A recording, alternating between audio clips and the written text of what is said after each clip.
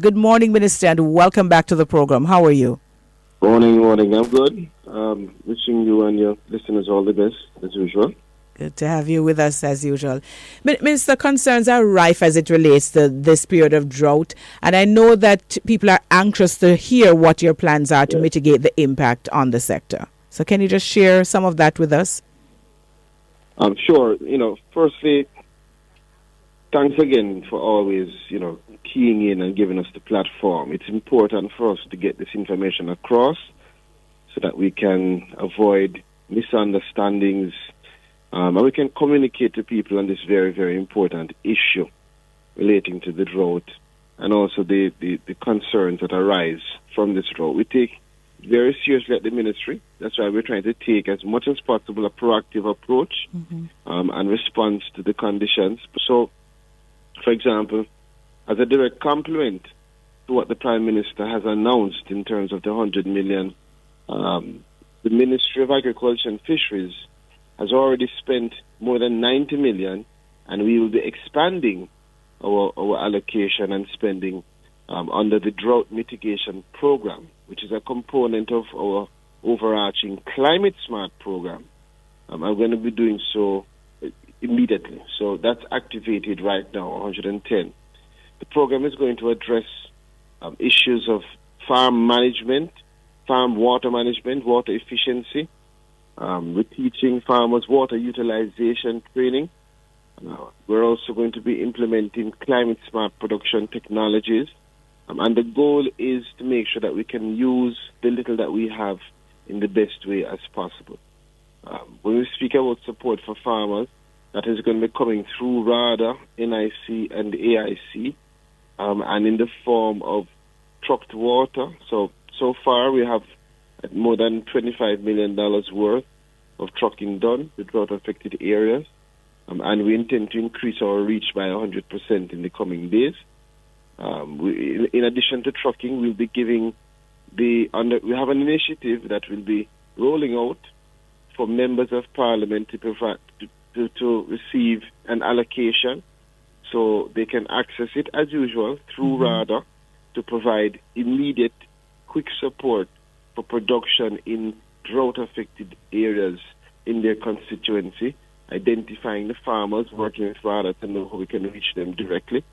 We're going to be also purchasing an additional 4,000-gallon truck by mid-March to increase the fleet, and that should help us transporting water across the country. So there are many things. All of these are part of the strategic response, and our goal is to limit the loss that farmers endure whenever there's a period of drought, and we're doing so by giving them the support that they need and putting them in a stronger place in terms of having sustainable solutions. So you know that we have Essex Valley and SPAD. Those are two long-term solutions, and that's the ultimate goal. Well, tell us a little bit more about the plans, Minister, and how you anticipate this will have a lasting effect on the farmers and the sector, and how much of what you're doing now is as a result of your previous engagement in another ministry where you really focused quite a bit of your time on climate change issues. Perfect. So in that ministry, what I did primarily was to focus on building up sustainable solutions and driving sustainable development so that Jamaica can withstand the negative consequences of climate change. That's really it. How do we build up our capacity to be able to handle a drought? We can't stop the drought from happening, but we certainly can prepare ourselves for it. We know that we have dry periods every year in our country that can, if they are prolonged, lead to drought. So our main priority is sustainability. And so we are pushing towards long-lasting, approaches like the irrigation network that we're building out to St. Elizabeth for Essex Valley. And at the same time, we are activating and advancing our drought adaptation and mitigation program and expanding that. And that's going to consist of three primary components. The first one is strengthening the sector's capacity to adapt to drought conditions. And so that is where we are providing more than 11,000 farmers with direct benefit to impact as much as possible a wide range and space and area across the country in terms of protecting production. And that includes the water tanks, the drip irrigation. It includes all of those equipment that are needed to really push irrigation across. It includes providing seeds and greenhouse support, and all of that direct support that goes to farmers, and even the construction of microdams and those things. Right. Component 2 is the rehabilitation of wells and water harvesting. Very critical. I don't need to get to that. You understand what that means. And component 3 is training, Althea, training and capacity building.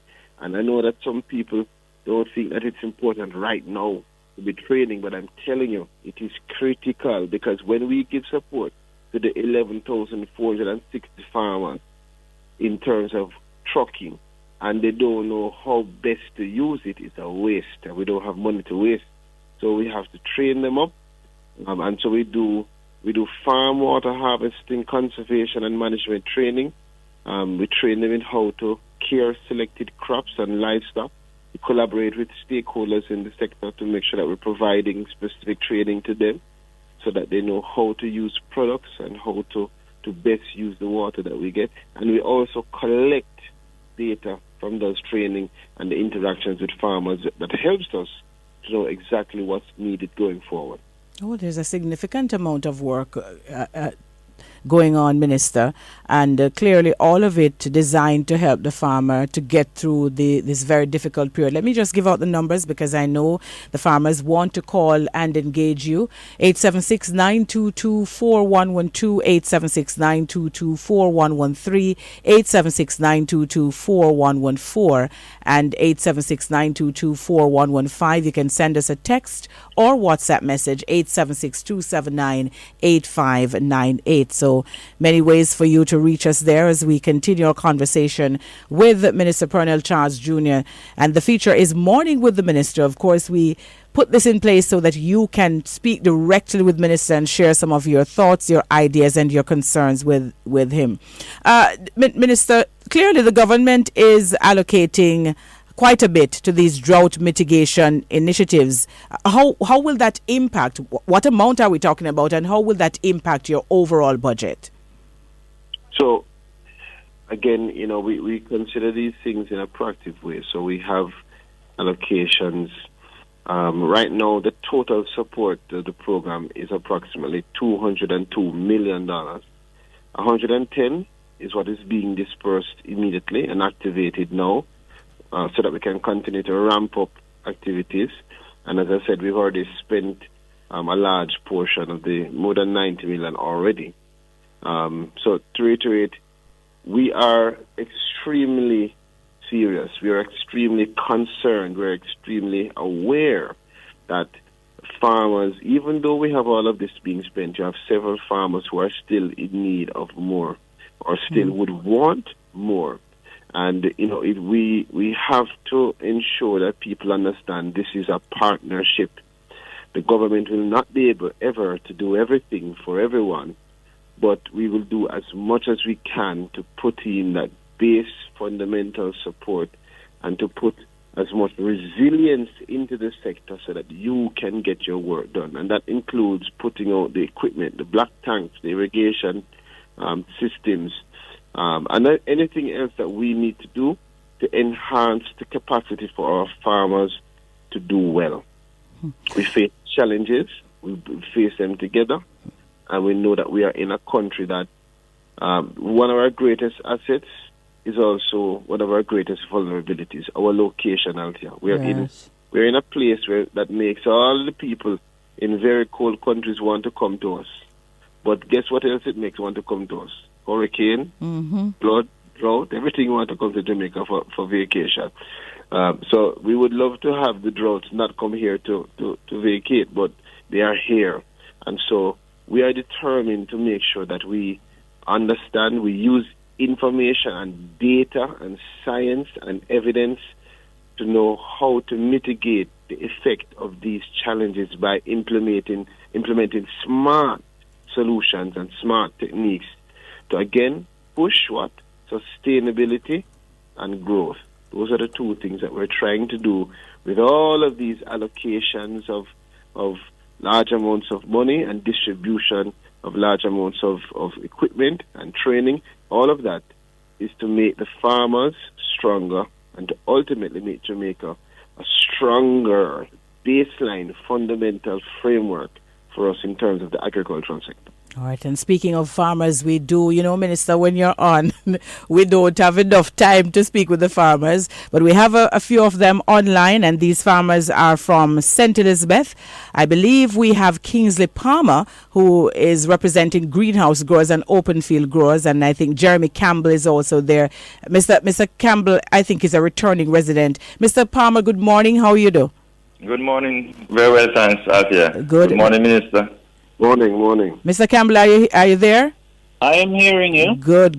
Mr. Palmer, you go ahead because you've been at this for a very long time. Tell Minister what the challenges are. Yes, good morning again, Minister. Morning. Yes, I guess you'll agree with me on saying that whenever there's growth in agriculture, the economy grows. And if you agree, my first question is, what is preventing the government and successive governments from putting in a long-term drought management program by way of investing in a proper irrigation system? Climate change is a reality, and every year millions of dollars are spent on short-term drought mitigation program by trucking water. Mr. Minister, with the rising cost of fuel, this can't be sustainable. I was born in this parish over 60 years ago, and I'm experiencing the same water crisis that my grandfather and father experienced then. In 2013, the government had over 100 rapid response trucks. Where are they now? All right, Kingsley, hold on a second. Allow Minister to answer the questions one at a time. What frightens me now, Mr. Palmer, is I'm not in.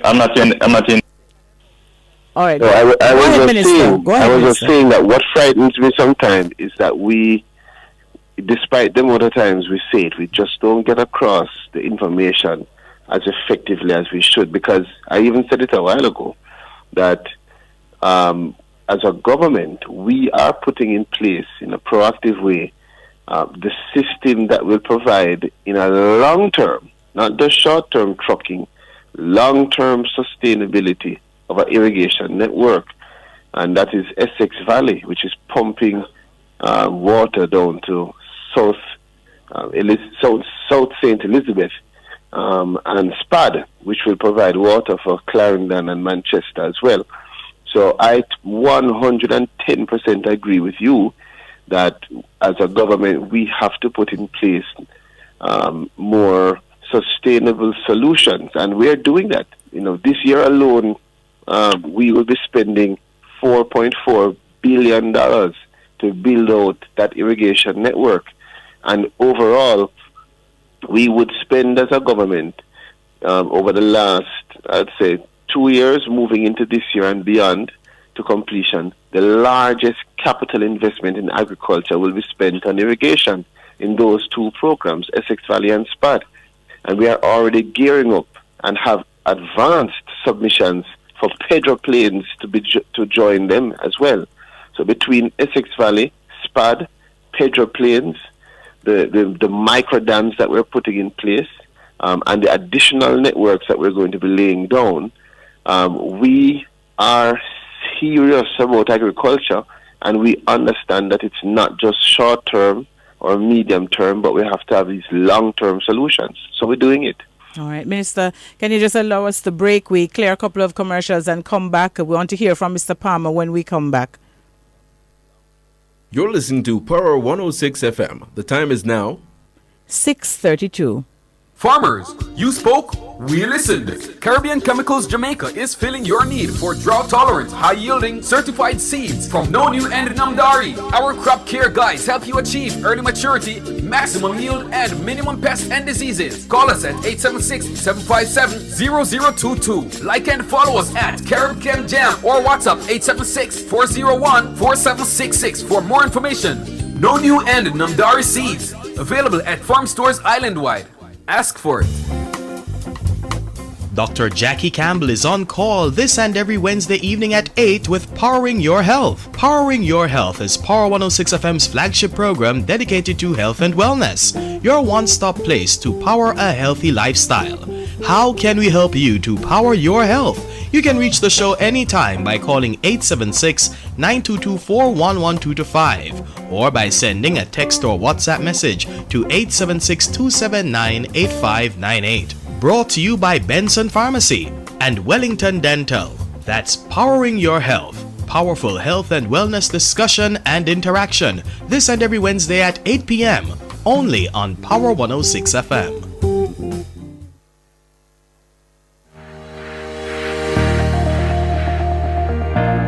We're inside the feature Morning with the Minister. Remember the numbers to call 876-922-4112, 876-922-4113, 876-922-4114, 876-922-4115.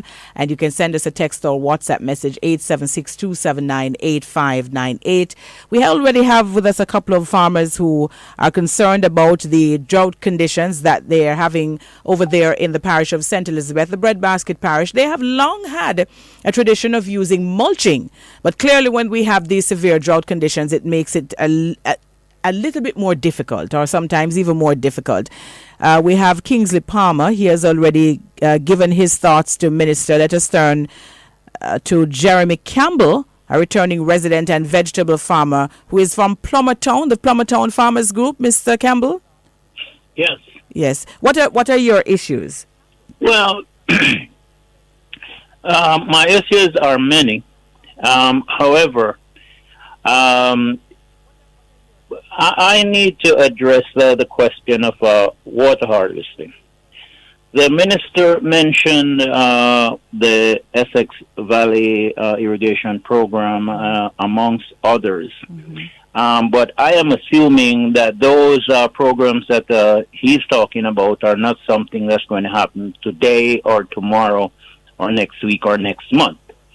We're talking about something in the future, and like all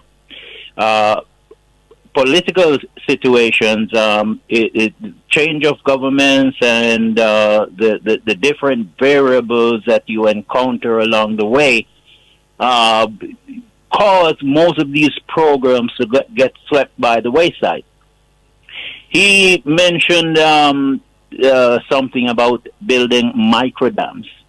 I'm old enough to remember that term going back to the 1970s when the government talked about building microdams to help farmers to mitigate the problems that we encounter with drought in southeast St. Elizabeth. On that subject, I must say that yes, the idea of harvesting water is the only solution to our drought problem here in southeast St. Elizabeth, because you can talk about moving water from the Black River into the inner parts of the parish, but those problems or those plans are not short-term plans; they are long-term plans. All right, which begs the question, Mr. Campbell, because we have to be very careful with our use of time. We have some other farmers who are holding to throw some questions at Minister. Is there one or a couple of questions that you want to ask him directly in terms of water harvesting?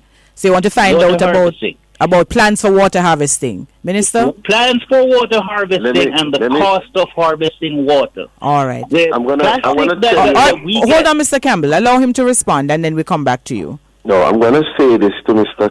Campbell, Mr. Palmer, and all farmers listening, because this show this morning has perhaps been the most important for me, Althea. when I listen to Mr. Campbell and hear that he is oversaturated with promises. Mm-hmm. And so it is difficult for him to even accept that we could actually be doing a long-term solution in real time. And, you know, the reality, Mr. Campbell, is it's not hard to appreciate why you have a difficulty in terms of saying to yourself, yes, this is actually happening, and it's not going to happen in 10 years, but it might happen in a year. The reason why these programs have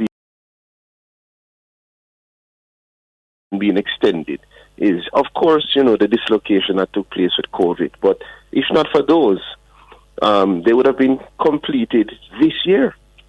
So with the dislocation, they've moved the extension. They were not moved. They've had an extension of the deadline to next year and I think 2025. But these are real-time programs that are being done right now.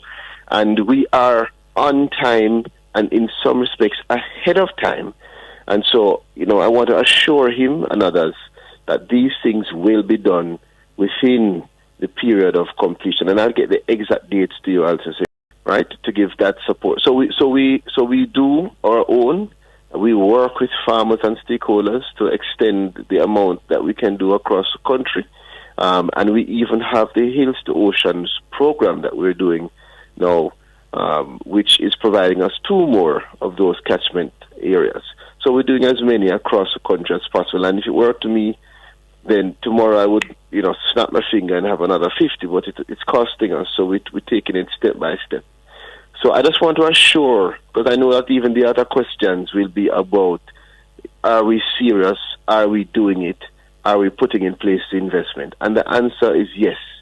And I want to assure the farmers that this is not a bag-of-mouth chat business. You will see the improvements as you have seen in the results that we got last year and the year before. Remember, we've had 7 quarters of agricultural sector growth. We've had 9.9% increase in domestic crop. This is not by coincidence. This is because of the deliberate strategic approach. And this is what we are guarding. Do we expect to have some reduction? Of course, because of what is happening. But with the implementation of Essex Valley and SPAD and Petro Plains to come and the other irrigation programs that will push what Mr. Palmer and Campbell are talking about in terms of the resilient irrigation network, we are going to see continued growth from the next year going on beyond for Jamaica. All right. And Mr. Palmer, I believe you had mentioned the number of trucks that were available before. I think you want an answer from Minister on that, yes, Minister, the whole issue of currently there are only 2 trucks, 2 working trucks. We currently 2 water trucks, and we're buying another 4,000 gallon one, which will make it 3. And I have spoken to the head of NIC and RADA and told them that in my layman assessment, we should really need about 2 trucks per constituency, which means, and maybe you need another 2 to have at the office just in case something breaks down. So that's 30 trucks. So in my view, I've said to them that, you know, we really need to use this time to do a proper assessment. And even without any scientific assessment, you can see that trucks are going to be critical in terms of having that backup. Even as you build out a long-term system, you need that backup. So I believe we need much more trucks. For now, we're buying 1 more, and we will ask for more next year after we've established that we're using them properly. But even though we don't have a large fleet, Mr. Campbell, what we do is we are working with private stakeholders. So that's how we expand the fleet. And I must tell you the truth, when I get into the nitty-gritty of what the fleet management is about, I sort of understand too why there's not this large investment in the short-term solution of trucking, but instead there's an approach to work with the private sector holders who they have made the investment in the trucks, so we work with them and use their trucks, and then they handle the management and such of it. Our main goal is to make sure that we use as many different approaches to provide support now, but the laser focus is on building out the long-term irrigation network so that whether we have rainfall or not, we have water. Remember, for farmers, the big problem is not the rainfall not being here. It's our rainfall dependency. What we want is moisture in the soil. It's not particularly the water. So when you go onto a farm, you might see lush green crops and you see dry soil because they have their drip irrigation underneath the soil, right? They've gotten it down to a science now out here to get the right amount of water, just that right amount, to the right place in your root, depending on the type of crop. So we are focused on moisture conditions in the soil, and that means irrigation network, and that's what we're putting the investment in. All right, gentlemen, I don't want to spend the whole morning talking about the drought conditions, although it is really a significant area of focus this morning. I have several other questions coming in on WhatsApp. But thank you so very much, Mr. Palmer and Mr. Campbell. What I'm going to do is to pass your information on to Minister's office. So you can have... Yes, Mr. Could Palmer. I just make one more point? Sure. You have to make it fast, though. Mr. Minister, currently, right, the cost of the water from NIC is $6,000. That is a strain on the budget.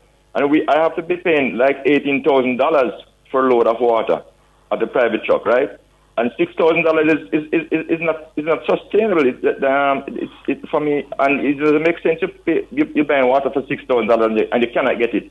I paid for 10 loads of water from December, and I only received 3 loads. Well, let me jump in here, Minister, because I think what Kingsley seems to be saying is that you probably need to look at increasing the cost of the water to the farmers that NIC provides. Even it is heavily subsidized. Pay the drivers a little more money. Because if they're willing to pay, if they're now paying up to $22,000 per load to private persons, I think some of them might be very well be willing to pay more for the services from the NIC. It doesn't make sense to say you pay $6,000 and you cannot get the water. Yeah. Well, let me have Minister respond. Go ahead, Minister.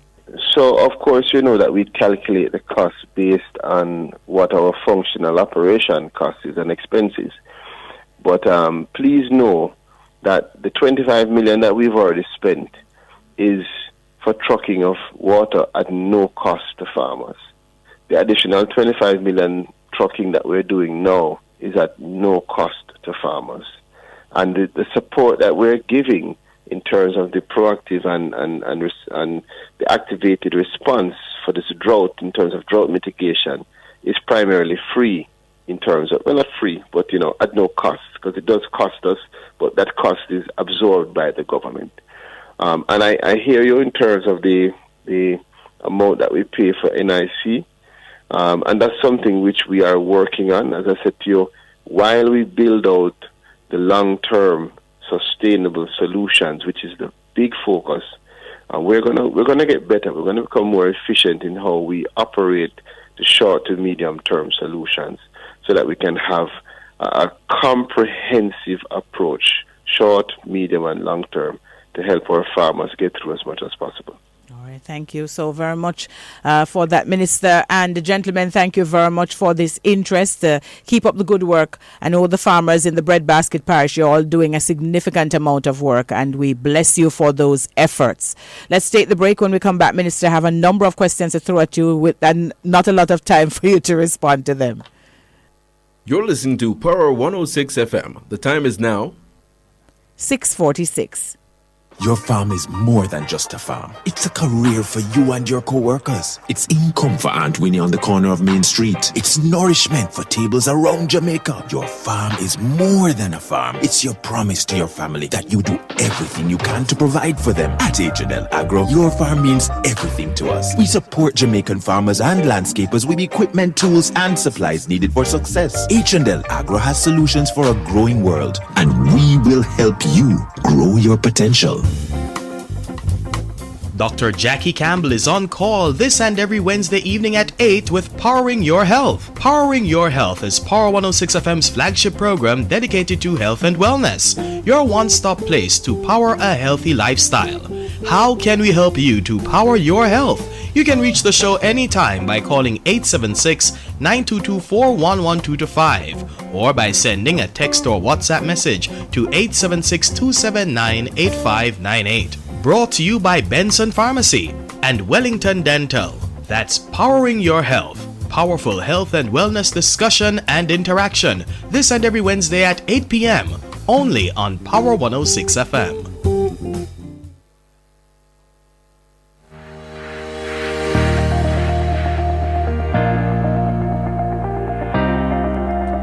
So, Minister, one of the things about this program is that we get listeners from all over the world. So this question coming out of Georgetown, Guyana says, Good morning, Minister Charles. Issue number 1, substantial amount of burnt cane was spoiled in the Comfort area of Clarendon. These farmers' cane was a standover from the last crop, and asking if some attention can be given to those farmers in that region. Minister? Sorry, I was talking to you about this. All right, go ahead now. I'm hearing you now. You have to remember, I have a 1-year-old in the Altair. Oh, yes. I have to minimize the baby crying that the farmer's hearing. So, yes, we appreciate some of those challenges that they're facing. And, as always, we've asked persons to reach out to their RADA extension officer. Let them know what's going on directly. We know, but it's good for them to be able to reach out to them so we can give them some specific responses, particularly in the production zones. So you can be assured that we are implementing the support. Most of the areas where we are seeing significant drought conditions will get sort of a doubling up. And I'm actually going to start going out. Well, we started already, but we'll be out. We'll be in St. Elizabeth, I believe, next week, and Manchester. And we're going to see how we can see firsthand and go through the farms with some of the farmers and see exactly what they are going through and how we can bring some assistance directly to them and discuss the challenges that they're facing. Because in addition to the drought, what we've recognized is that you have a lot of, connected issues that are flowing, which really exacerbate the problems that they face in terms of production. So we appreciate the challenges and we're going to help them out. All right. Minister, and justice coming from David as well, says there needs to be a Jamaica-Guyana synergy, an urgent working group required to be formed to maximize the galaxy of opportunities that exist. Demerara Distillery connection at Monimus could be used as the fulcrum to drive the purpose. I have here this one from... Not sure who this one is from, but it says, Minister, good morning. Please ask Minister, how can farmers get assistance in building ponds and water retention systems? Again, we've been building out ponds with farmers for some time, by providing them with at least some of the equipment that is needed. The best approach, I think, is to just have a strong communication and a relationship with your RADA office. Get to them, let them know what your plans are, and they will let us know. And of course, you can always email us directly, minister@moa.gov.jm, so that we can get a response to you and get somebody out to you to find out, what is it that will be the best solution, whether it is black tank or drip irrigation or micro dams. What is it that will work in your space and how we can help? Another question here. How is your ministry going to fix the farm roads to get the farmers' produce into the market on time and consistently? So we've over the last year, we've been doing a full revision of the farm road program while executing, of course. We're not stopping it to revise it. So we've been, I think 99% of what we needed for this year or received for this year has already been contracted out and is being executed. But we have committed to doing a really detailed comprehensive review to make sure that the farm road program is as effective as possible.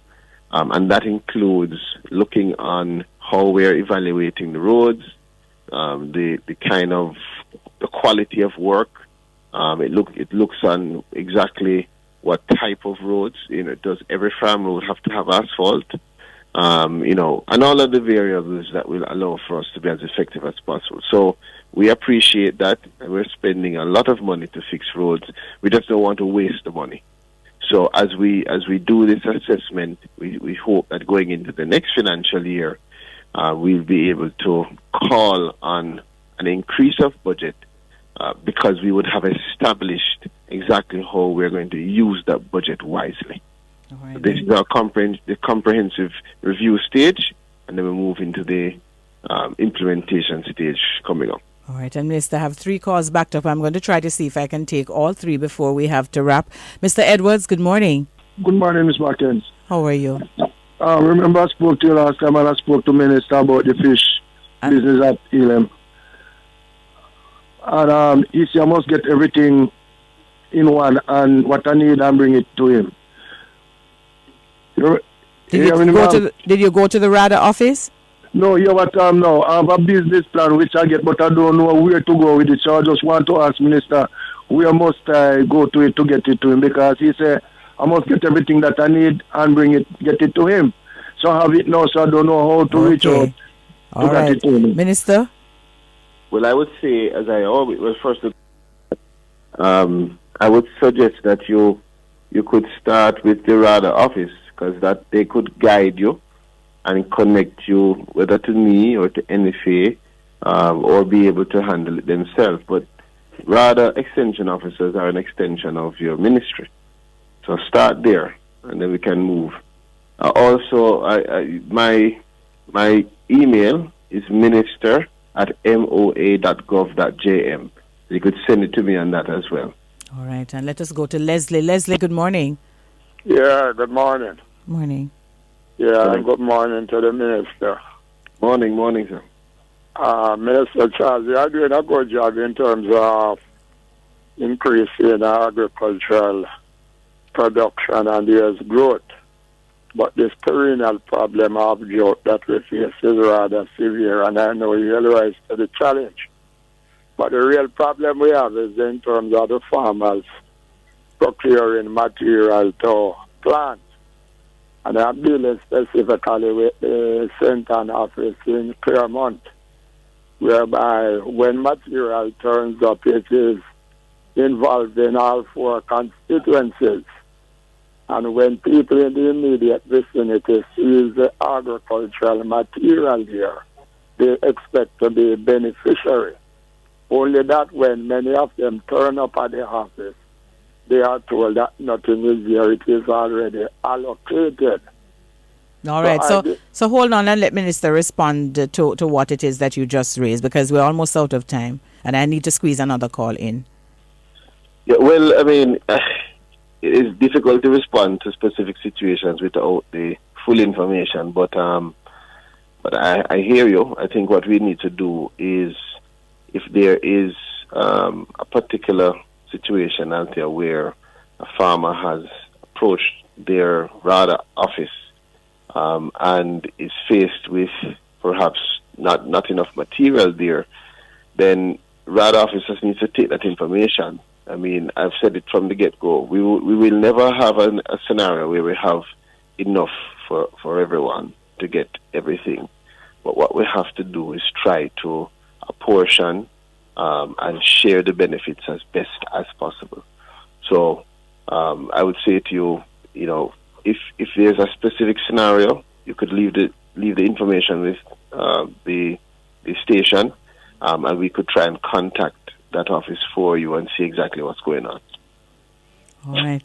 Thank you so very much for that, Minister.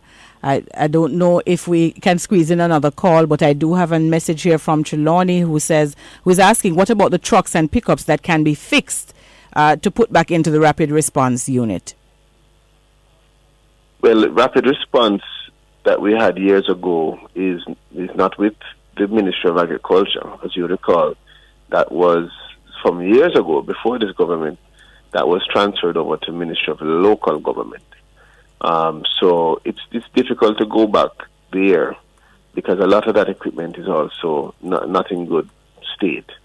But I understand the principles that they're saying, which is how do we use our equipment and investments as efficiently as possible. So I can assure you that we have done an audit of what we have at the ministry, and we have purchased new trucks, we've purchased new vans that are being used now, and whatever we have that is in a state that can be repaired has also been repaired and is being repaired. So we're using our money as effectively as we can to the benefit of our farmers and to the benefit of our country. All right, Minister, have to leave it there. Never enough time for us to get through the issues and to get through all the calls, but we look forward to the next time that you join us so we can cover some more of the burning issues from our farmers and our fisher folk. Thank you so much. And, let's just thank the farmers for being so determined. I know that it's not the easiest time, but you're not alone. We are here working with you, partnering with you, and we're trying our best to help as much as we can. Even though it may not be all, we are here. You're not alone. This is a partnership, and we'll do it together. All right, thanks much. Colonel Charles Jr. there, the Minister of Agriculture and Fisheries, bringing to a close Morning with the Minister. We take a quick word from the Ministry, and then we close the program. A Morning with the Minister during Farm Talk was brought to you by the Ministry of Agriculture and Fisheries.